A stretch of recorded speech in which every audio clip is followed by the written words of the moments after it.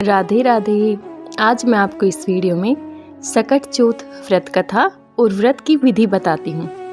संकट चतुर्थी के दिन महिलाएं सुख सौभाग्य, संतान की समृद्धि और सर्वत्र कल्याण की इच्छा से प्रेरित होकर व्रत रखती हैं।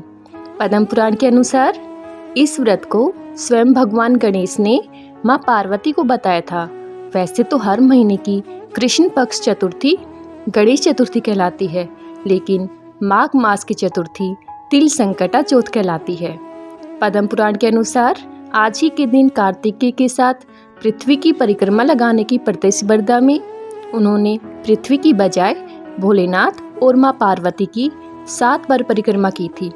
तब शिवजी ने प्रसन्न होकर देव में प्रमुख मानते हुए उनको प्रथम पूजा का अधिकार दिया था। संकट चौथ की व्रत विधि सुनिए। भालचंद्र गणेश की पूजा संकट चौथ को की जाती है। प्रातःकाल नित्य कर्म से निवृत्त होकर षोडशोपचार विधि से गणेश जी की पूजा करें और इस मंत्र द्वारा गणेश जी की वंदना करें। गजाननम भूत गणादि सेवितम कपित जम्बू फल चारु भक्षणम उमासुतम शोक विनाशकारकम नमामि विघ्नेश्वर पाद पंकजम। इसके बाद भालचंद्र गणेश का ध्यान करके पुष्प अर्पित करें। पूरे दिन मन ही मन श्री गणेश जी के नाम का जाप करें। सूर्यास्त के बाद स्नान करके स्वच्छ वस्त्र पहन ले। अब विधि पूर्वक गणेश जी का पूजन करें। एक कलश में जल भरकर रखें। धूप दीप अर्पित करें। नैवेद्य के रूप में तिल तथा गुड़ के बने हुए लड्डू, ईख, शकरकंद, गुड़ तथा घी अर्पित करें। यह नैवेद्य रात्रि भर बांस के बने टोकरी से ढक यथावत रख दिया जाता है। पुत्रवती स्त्रियां पुत्र की सुख समृद्धि के लिए व्रत रखती हैं। इस ढके हुए नैवेद्य को पुत्र ही खोलता है तथा भाई बंधुओं में बांटता है।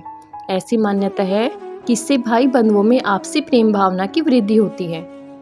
गणेश पूजन के बाद चंद्रमा को कलश से अर्घ्य अर्पित करें। धूप दीप दिखाएं। चंद्रदेव से अपने घर परिवार की सुख और शांति के लिए प्रार्थना करें। इसके बाद एकाग्रचित होकर कथा सुने अथवा सुनाएं। सभी उपस्थित जनों में प्रसाद बांट दें। अब तिल चौथ की कहानी सुनिए। एक शहर में देवरानी जेठानी रहती थी। जेठानी अमीर थी और देवरानी गरीब थी। देवरानी गणेश जी की भक्त थी। देवरानी का पति जंगल से लकड़ी काट कर बेचता था और अक्सर बीमार रहता था। देवरानी जेठानी के घर का सारा काम करती और बदले में जेठानी बचा हुआ खाना, पुराने कपड़े आदि उसको दे देती थी।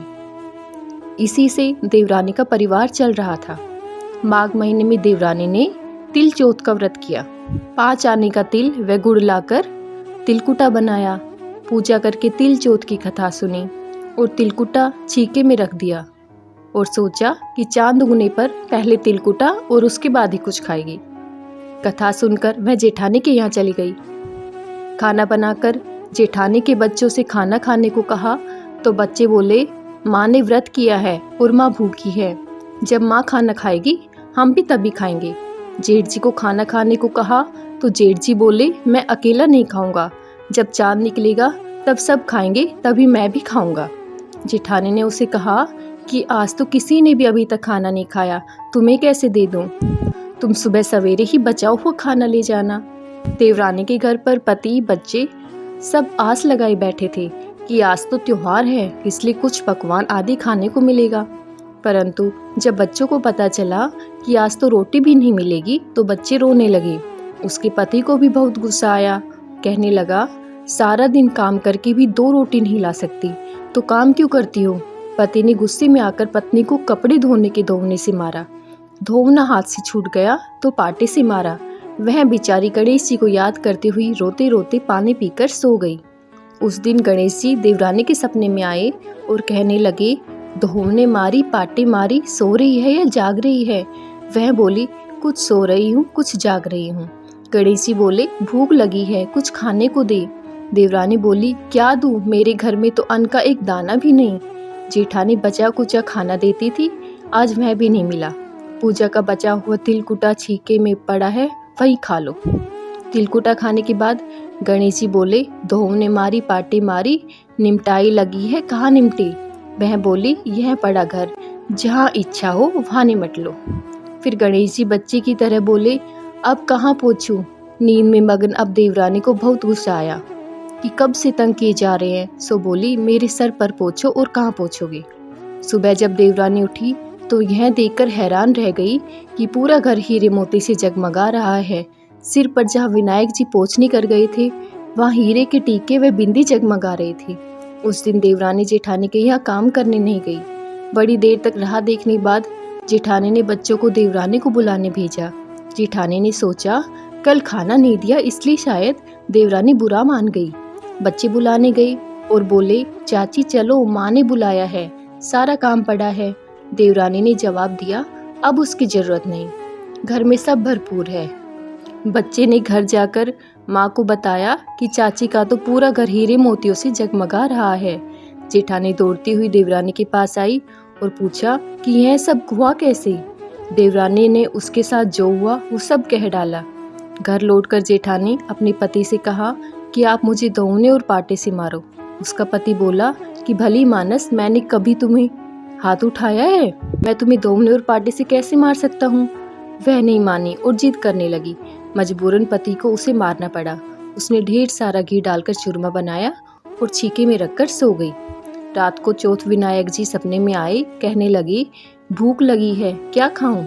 जेठानी ने कहा, हे गणेश जी महाराज, मेरी देवरानी के यहाँ तो आपने सूखा तिलकुटा खाया था, मैंने तो झड़ते घी का चूरमा बनाकर आपके लिए छीके में रखा है, फल और मेवे भी रखे हैं, जो चाहे खा लीजिए। बाल स्वरूप गणेश जी बोले, अब निपटू कहाँ। जेठानी बोली, उसके यहाँ तो टूटी फूटी झोपड़ी थी, मेरे यहाँ तो कंचन की महल है, जहाँ चाहो निपटो। फिर गणेश जी ने पूछा, अब पोंछू कहाँ। जेठानी बोली, मेरे ललाट पर बड़ी सी बिंदी लगाकर पोंछ लो। धन की भूखी जेठानी सुबह बहुत जल्दी उठ गई। सोचा घर हीरे जवाहरात से भर चुका होगा, पर देखा तो पूरे घर में गंदगी फैली हुई थी। तेज बदबू आ रही थी, उसके सिर पर भी बहुत सी गंदगी लगी हुई थी। उसने कहा, हे गणेश जी महाराज, यह आपने क्या किया, मुझसे रूठे और देवरानी पर टूटे। जेठानी ने घर और की सफाई करने की बहुत कोशिश की, परंतु गंदगी और ज्यादा फैलती गई। जेठानी के पति को मालूम चला तो वह बहुत गुस्सा हुआ और बोला, तेरे पास इतना सब कुछ था, फिर भी तेरा मन नहीं भरा। परेशान होकर चौथ के गणेश जी से मदद की विनती करने लगी। गणेश जी ने कहा, देवरानी से जलन के कारण तूने जो किया था यह उसी का फल है। अब तू अपने धन में से आधा उसे दे देगी, तभी यह सब साफ होगा। उसने आधा धन बांट दिया, किंतु मोहरों की एक हांडी चूल्हे के नीचे गाड़ रखी थी। उसने सोचा किसी को पता नहीं चलेगा और उसने उस धन को नहीं बांटा। उसने कहा, हे श्री गणेश जी, अब तो अपना यह बिखराव समेटो। वे बोले, पहले चूल्हे के नीचे गाड़ी हुई मोहरों की हांडी सहित ताक में रखी दो, सुई के भी 2 हिस्से कर कर। इस प्रकार गजानन ने बाल स्वरूप में आकर सुई जैसी छोटी चीज का भी बंटवारा किया और अपनी माया समेटी। हे गणेश जी महाराज, जैसी आपने देवरानी पर कृपा की, वैसी सब पर करना। कहानी कहने वाले, सुनने वाले व हुकारा भरने वाले सब पर कृपा करना, किंतु जेठानी को जैसी सजा दी वैसे किसी को मत देना। बोलो गणेश जी महाराज की जय, चौथ माता की जय।